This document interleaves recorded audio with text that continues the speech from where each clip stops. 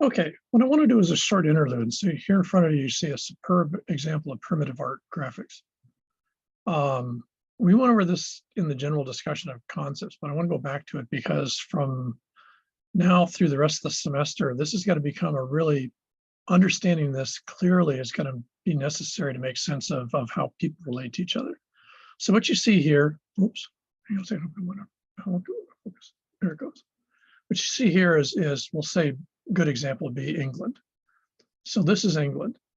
Now, England at some point, because of military superiority or whatever, goes and takes over another place. Now, you don't even have to go very far. In the case of this, you could argue that the English go and they take over, for example, Scotland, Wales, and Ireland.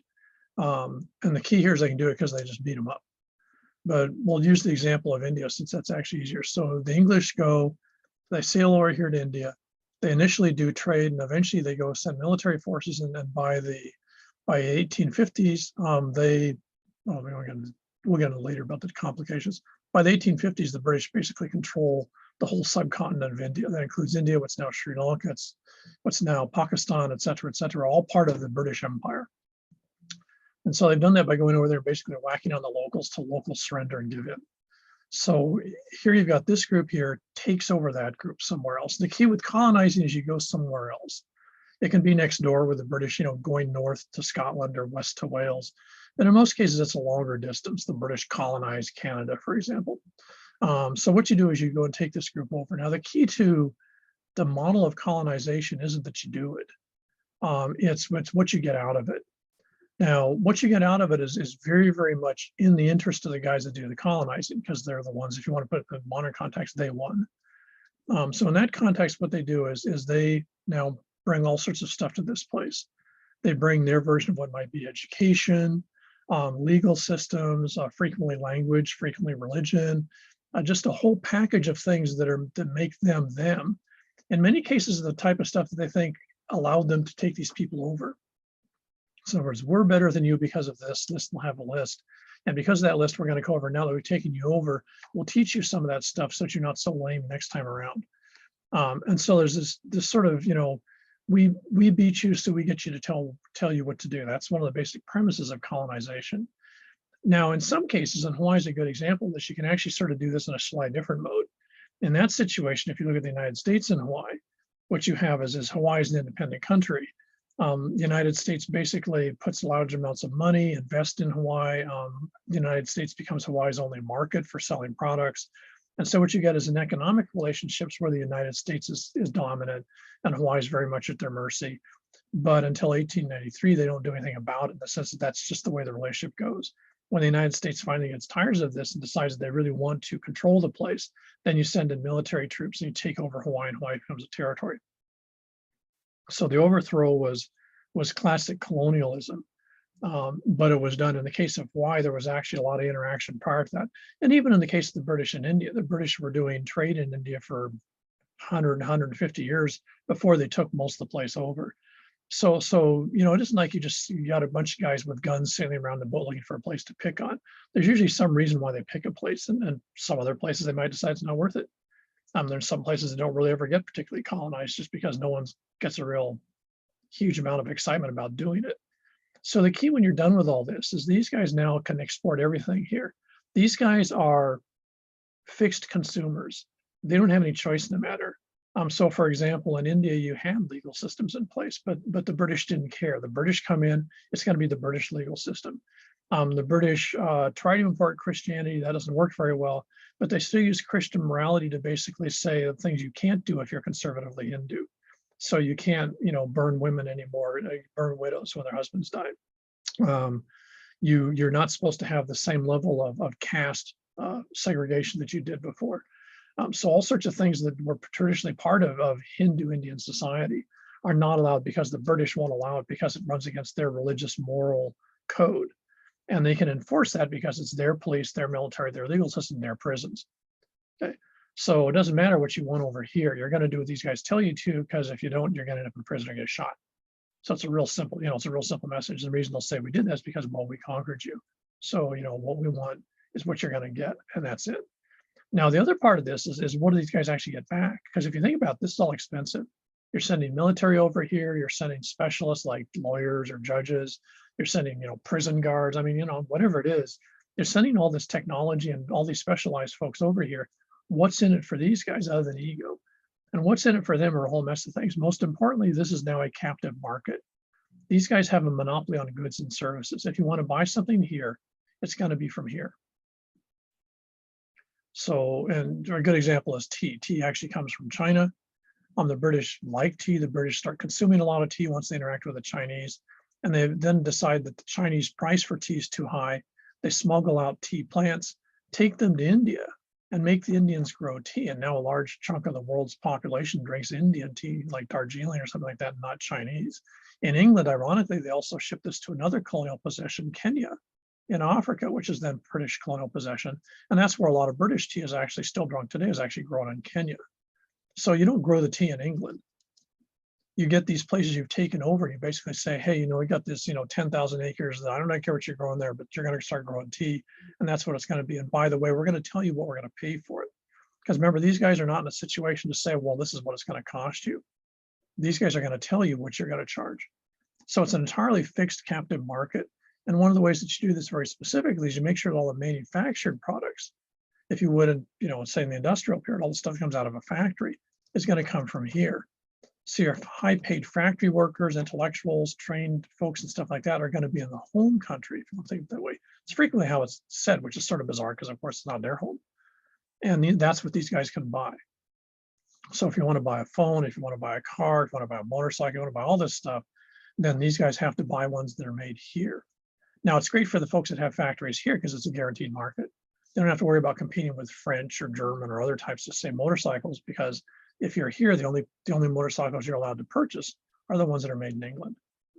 And this becomes the British Empire, and you see this with all the empires. The British is probably the most striking because you still find a lot of stuff that people eat in former British areas that are a part of this. Horlicks is a good example. I'm trying to think of the other one, starts with a W. It's like a chocolate, or a Nestle. The Nestle's malts, which British consume. They're made in England. In fact, they're still made in England. And you find them in Hong Kong, you find them in Canada, you find them anywhere the British were. You find a lot of folks drink that stuff because they got the habit from these guys. And also you didn't have other choices because you couldn't buy French or German or other type of beverages. They had to be British style beverages if they were packaged. Could only be packaged from here. Now, the other thing these guys get out of these guys is raw materials. So example, again, the tea. These guys have to use the water, the labor, and everything else. And tea is very labor intensive because you have to pick it by hand. So you get there and you take those bushes, pick all the leaves by hand, dry them in India, package them, and then you ship that to England. So the British get to drink the tea. The Indians have to go through the trouble of making it. So if this is Canada, this becomes logs. Logging industry becomes iron ore, becomes all the stuff that the British take out of Canada. And then what they do is they give them goodies back in terms of manufactured goods. The Canadians cough this stuff up and all the stuff goes here for British manufacturing. So you get this weird situation, for example, in Canada's case. Well, actually, let's use the standard one way. So what you get is the British are big into making cloth. They tell the Indians you're going to start growing lots of cotton, which they didn't prior to this. So the Indians start growing lots of cotton. These are cotton plantations. The prices are fixed. And so the cotton's the cotton, like a cotton ball type cotton, is a fixed price. So these guys make almost no money here. The labor is incredibly cheap. It's near slave labor, and it comes over here, and that's really handy because then what the British do is the British weave it into cloth. Now, you're not allowed in India to weave cloth. You buy cloth from the British guys. So the irony is you literally have, 5,000 acres of cotton outside. Every day you're picking cotton and, putting cotton into bales and stuff like that. But you can't turn that into thread. You can't turn it into cloth. That has to go to England for that to happen. Then you buy it from these guys. So that's the colonial system. These guys get a huge amount of it because the natural resources, the cheap labor, the guaranteed market is what they get in terms of winnings, if you want to think about it, after having conquered these folks. That's a colonial system. Okay? And that's really, really key for almost this entire semester because a huge part of the world, especially in the period from 1700 to basically 1960, was a colonial possession of someplace else. And you have to remember that's only 40, 60 years ago, 70 years ago. In fact, you could argue that the Warsaw Pact states were colonial possessions of the Soviet Union right till 1990. And that's certainly the way a lot of them, like Romania and Slovakia, see themselves. or especially say Lithuania and Estonia. They see themselves as colonial possessions. That's how Uzbekistan, Turkmenistan, a lot of these former parts of the Soviet Union see themselves as legitimate. Because that's what it was. Russia, in the sense of Moscow, one takes them over. They become cheap markets, cheap labor, guaranteed markets, for Russian products, which keeps Russian manufacturing going, and they provide the resources to make the manufacturing go, but they're not allowed to do it themselves.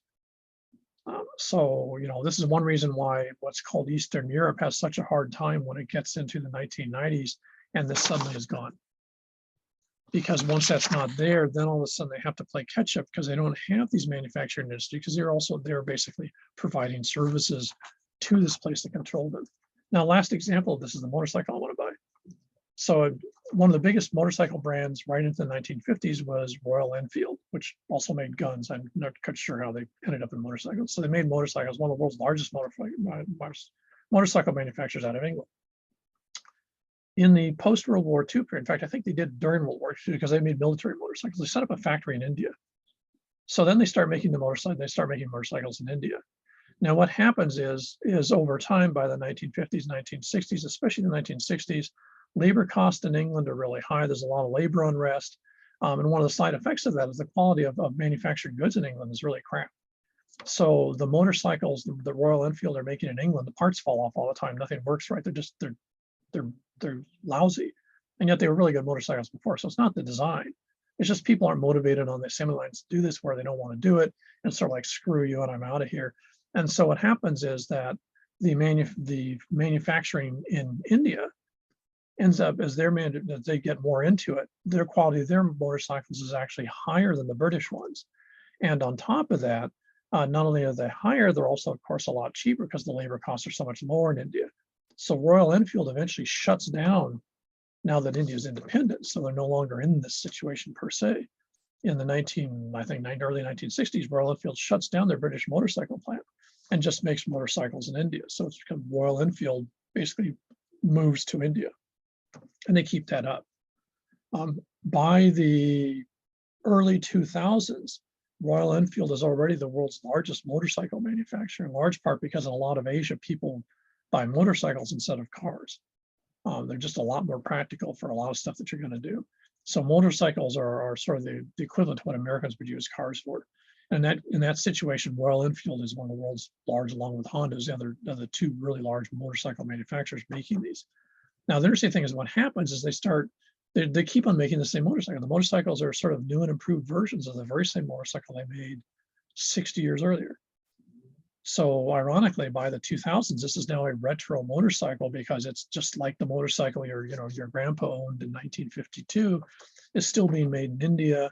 The build quality is better. It's still good looking. And so what happens is by the 2000s, is Royal Enfield then starts to market their motorcycles, ironically, in England. So English folks that remember when you used to see those motorcycles around, but now they're collectors' pieces and they're 7 years old and they fall apart. Now you can buy a brand new British motorcycle made in India, sold in England. And so what happens is they become they're now the top motorcycle brand globally, and they're the top motorcycle manufacturer in England.